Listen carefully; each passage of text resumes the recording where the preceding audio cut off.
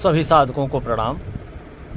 पितृपक्ष चल रहा है और आज का ये वीडियो मैं अपने पिताजी को समर्पित कर रहा हूँ।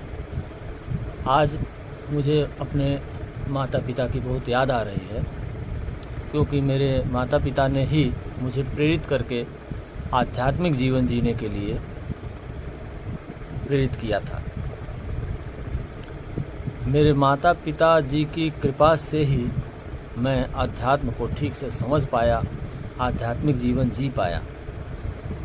माता जी की विशेष प्रेरणा सिर्फ भगवत भक्ति, आत्मज्ञान की ओर थी, लेकिन पिताजी मेरे भौतिकवादी भी थे।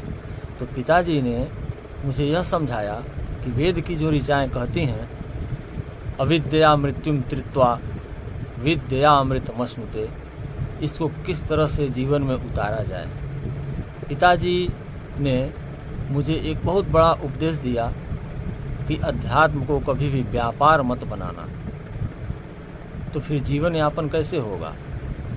अध्यात्म से अर्थोपार्जन मत करना, फिर जीवन यापन कैसे होगा। तो उन्होंने मुझे उस ज़माने में, जब मैंने 1-2 हज़ार रुपये कभी देखे नहीं थे, हाथ से मैंने गिने नहीं थे, उस ज़माने में उन्होंने मुझे 1 लाख रुपए दिए थे, सिर्फ इसलिए कि इसको मूलधन खेती समझकर अपने पास रखना और इसी से अपने जीवन का जो आवश्यकताएं होती हैं उसको पूरा करना। मुझे अपने पिताजी को याद करते हुए आप लोगों से भी ये कहना है कि जिन लोगों के माता पिता जीवित हैं वे धन्य हैं। आप धन्य हैं, आपके माता पिता जीवित हैं, आपके ऊपर एक छत्र छाया है, आपको आपके कष्टों को सुनने वाला कोई है। जिनके माता पिता नहीं होते हैं उनको पता चलता है कि किस प्रकार उनके सिर का छत्र, उनके सिर के ऊपर का एक छाया ही हट जाता है और तब उनको दुनिया के दुखों का, दुनिया के कठिनाइयों का आभास होना शुरू होता है। जब तक पिता जीवित होते हैं तब तक संसार की सारी कठिनाइयों को वे हम तक पहुंचने ही नहीं देते हैं। वे खुद ढाल बन के सारी समस्याओं को रोक लेते हैं। लेकिन जैसे ही पिता आपके जीवन से चले जाएंगे तब इस बात का आभास होगा कि कितना बड़ा एक आवरण था जो आपको सारी समस्याओं से ढक के रखता था, सारी उलझनों से दूर रखता था।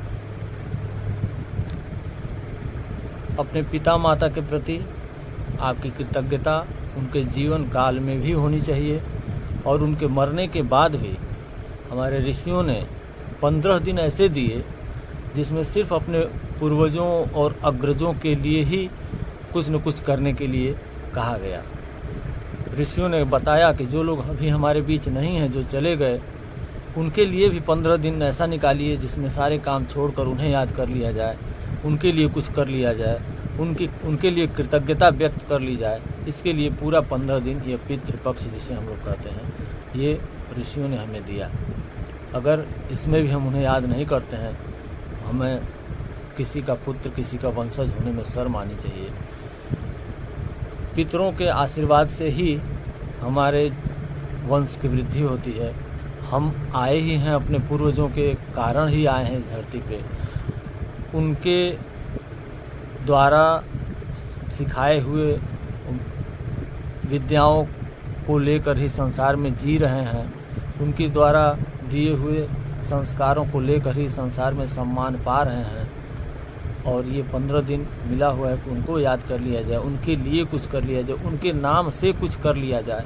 तो इसे अगर हम भूल जा रहे हैं, इसका अगर सदुपयोग नहीं कर पा रहे हैं, हमें धिक्कार है ऐसे जीवन पर। पितृपक्ष में इतने कर्मकांड बताए गए हैं। अन्य कर्मकांड के ग्रंथों में पितृपक्ष में पितरों को कैसे पिंडदान करना है, तो कौन सी तिथि में, तो अमावस्या को, तो गया में, क्या क्या बहुत सारे कर्मकांड इतने बता दिए गए हैं कि आदमी उलझ के रह जाता है, क्या करें क्या नहीं करें। अलग अलग पंडित लोग अलग अलग बातें बताते रहते हैं। ऐसी दशा में जब भी हमारे धर्म में कर्मकांडों का भरमार हो गया और लोग कर्मकांडों में उलझ गए, तब गीता का प्रादुर्भाव होता है। गीता हमें कर्मकांडों से ऊपर की बात समझाती है। गीता हमें ज्ञान कांड की बात समझाती है। वेदों में 3 कांड थे, कर्म कांड, उपासना कांड और ज्ञान कांड। तो अधिकतर लोग तो कर्म कांड में ही फंसे रह जाते, उपासना कांड तक भी नहीं जाते। उपासना कांड से आगे ज्ञान कांड की बात ही नहीं है उनके जीवन में। लेकिन गीता, जितनी भी गीताएं हैं, वो सब हमें कर्म कांडों से ऊपर उठने की बात सिखाती हैं। वाराह पुराण में पितृगीता है। पितरों ने कुछ कहा है हमसे, पितरों ने कुछ चाहा है हमसे, उसे मैं आपको सुनाना चाह रहा हूँ। मैं चाह रहा हूँ आप उसे जानें और उस प्रकार से अपने पूर्वजों के प्रति, अपने पितरों के प्रति कृतज्ञता व्यक्त करें। वाराह पुराण में पितरों के लिए बहुत सारी बातें, पितरों ने बहुत सारी बातें कही हैं, जिससे वो ये कह रही हैं कि पितर ये कह रहे हैं कि अगर हमारे वंश में कोई अच्छे लोग हैं, कोई ऐसी संतानें हैं जो आर्थिक रूप से समर्थ हैं, वो मेरे लिए कुछ न कुछ करें, तो हम लोगों को यहाँ रह के भी तृप्ति मिलती है। हम लोगों को आनंद आता है कि हमारे वंश में कुछ ऐसे लोग हुए हैं जो हमें याद करते हैं। पितरों के आशीर्वाद से वंश की वृद्धि होती है, ये सब आप सब लोग जानते ही हैं। वंश बढ़ाना पितृ ऋण का एक अंग माना गया है। पितृ ऋण चुकाना हो तो आप भी उसी तरह से अपने वंश का विस्तार करें। और कर्मकांड के हिसाब से ये बताया गया है कि पुत्र जब पिंडदान करते हैं तो पितरों को तृप्ति होती है। परंतु पितर लोग क्या चाहते हैं, पितर लोगों की क्या इच्छा है, वो क्या चाह रहे हैं कि किस प्रकार से मेरे साथ व्यवहार हो, हम लोगों के साथ किस तरह का व्यवहार हो कि हम लोगों को आनंद आएगा, वो मैं चाह रहा हूँ कि आप लोगों को बताऊं। तो मैं आप लोगों को पितृगीता पढ़ के सुना रहा हूँ। क्योंकि मुझे श्लोक याद नहीं रहते हैं, याद क्यों नहीं रहते हैं उस पर बाद में चर्चा होगी, लेकिन पढ़ के सुनाने का अर्थ ये होता है कि कुछ भी बातें छूटने नहीं पाती हैं, पूरी बातें समझ में आ जाती हैं। तो मैं बता रहा हूँ कि ये वाराह पुराण में कहाँ पर ये गीता का वर्णन है, आप लोग उसको वहाँ पढ़ भी सकते हैं, खुद भी जाके पढ़ सकते हैं। वाराह पुराण के 13वें अध्याय का श्लोक क्रमांक 51 से 61 तक ये पितृगीता के रूप में वर्णित है।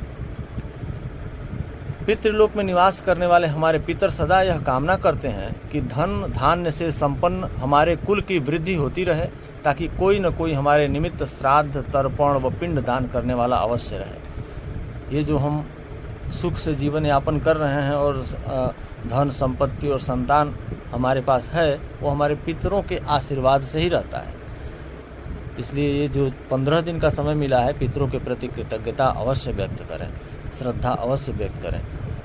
तो जो कर्मकांड का विषय है, जिस तरह से कर्मकांड होता है उसे आप तो देख ही लें।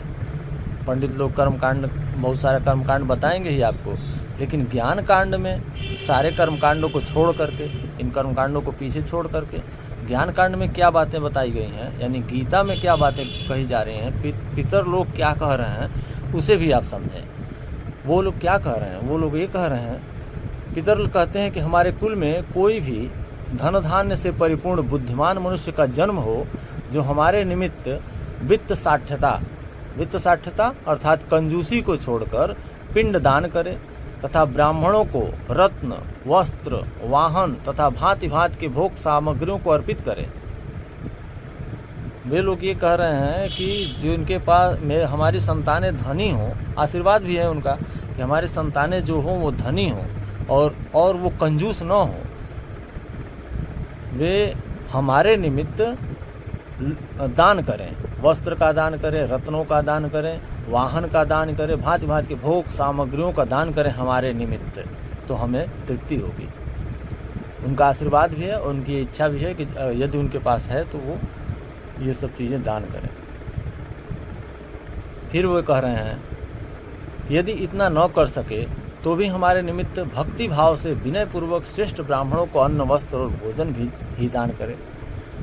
यदि वे बहुत सारे रत्न और वस्त्र और वाहन आदि दान करने में समर्थ नहीं हैं, बहुत सारे पिंडदान और श्राद्ध तर्पण आदि कर्मकांडों को करने में वे समर्थ नहीं हैं, तो इतना तो कर सकते हैं कि भक्ति भाव से कुछ ब्राह्मणों को बुलाएं और उन्हें श्रेष्ठ ब्राह्मणों को बुलाएं और उन्हें भोजन कराएं और वस्त्र दें।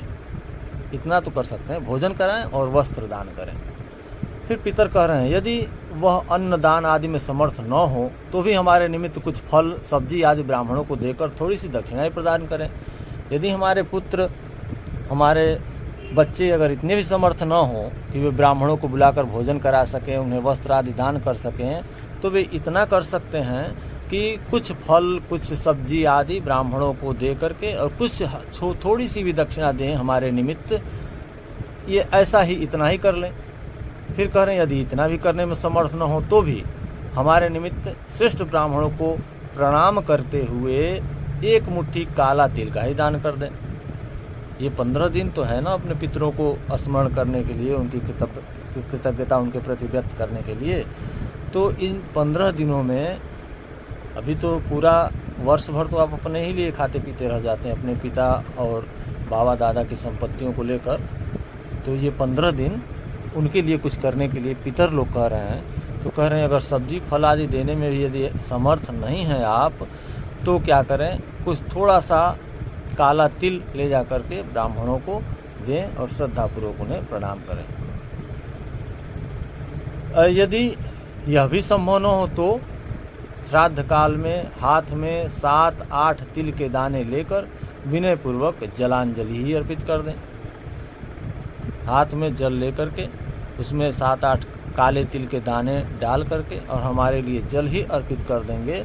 ऐसा भी उनकी कामना है कि इतना ही मुझे हम लोगों को यदि याद कर लेते हैं हमारे पुत्र, हमारे खानदान में यदि कोई भी बचा हो, जीवित हो और हमें याद करना चाह रहा हो, तो इस पितृपक्ष में 7-8 तिल के दाने हाथ में लेकर उसमें जल डाल के और वही हमारे निमित्त अर्पित कर दे। फिर कह रहे हैं यदि इतना भी न कर सके तो कह रहे हैं वे हमारे निमित्त कहीं से भी हरा चारा लाकर गाय को खिला दें, तब भी हमें तृप्ति मिल जाएगी। पितरों ने हमारे लिए कितनी सुविधा बना रखी है।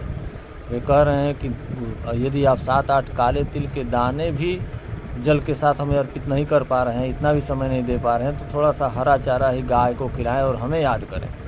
हमें याद करके हमारे निमित्त गाय को हरा चारा ही खिला दें। फिर कह रहे हैं कुछ भी न कर सके तो, यदि इतना भी नहीं कर पा रहे हैं तो तब कहीं एकांत स्थान में चले जाएं और अपने दोनों हाथों को हमारी तरफ अर्थात आकाश की ओर उठाकर यह कहें श्राद्धस्य योग्यं स्वपितॄन् दोस्मि तृप्यन्तु भक्त्या पितरो मयैतौ भुजौ ततो वर्त्मनि मारुतस्य भुजौ ततो वर्त्मनि मारुतस्य। मेरे पास न तो धन है न श्राद्ध करने योग्य कोई सामग्री है। हे मेरे पितरों, मैं सर्वथा अभावग्रस्त होते हुए भी आप सबको स्मरण करता हूँ और श्रद्धापूर्वक प्रणाम करता हूँ। मेरे इस प्रणाम को ही आप लोग स्वीकार करें। जिसकी जितनी सामर्थ्य हो वह अपने पितरों के निमित्त उतना अवश्य करे। ऐसा करने पर पितर सदा अपने संतानों पर कृपा बनाए रखते हैं। आज के लिए बस इतना ही। सभी साधकों को प्रणाम।